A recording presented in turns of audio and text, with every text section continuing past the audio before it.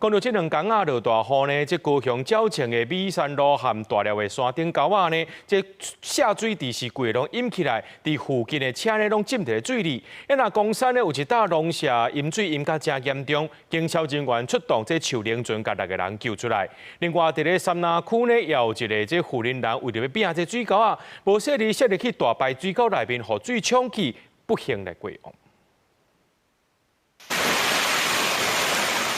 過站了，閣轉到現場，這個佇咧高雄三林區上平里南浦巷附近的溝仔，水也是真錯流。25尾暗，一個73歲姓吳的婦人人，甲因翁佇咧做田的時陣，看排水溝塌掉的要去清，所無細力跋落去大排，互水流去。大排出水口，尋獲確認為失聯民眾。已明顯死亡，並未送醫。婦人人不幸死亡，請在南部這邊無穩定天氣第一位罹難者。風台外圍環流甲方面瓦郡，高雄連續2天地延時強降雨無停。25暗佇咧翠華路、高雄捷運細雲站附近路淹水，塞車塞甲真嚴重。20早起公山區興隆街一個農舍，因為淹水，6個人掉佇內底，經消塞樹林船去救。唔知講淹啊大啦，淹啊係啦，應該是這樣，路卡消防隊。地延時強降雨，興隆街雙線路口嘉興路水淹真懸，有人則甲厝內水掃去厝外，要麼大車駛過水閣淹入來。哇，就是這樣啊！礁前區美山路19巷的民眾怨講淹水問題攏無解決。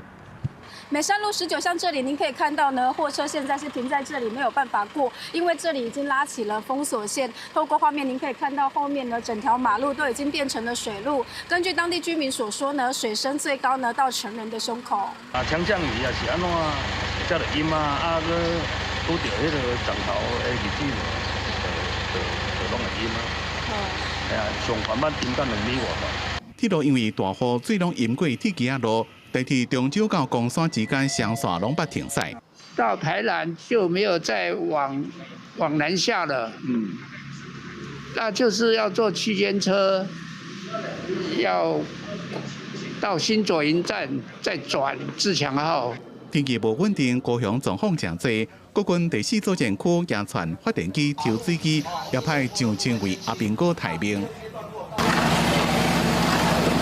現在佢哋高雄的美濃區、三林區也個屏東等所在協助清路、排除障礙、加護岸的工作，和民眾趕緊恢復正常的生活。記者綜合報道。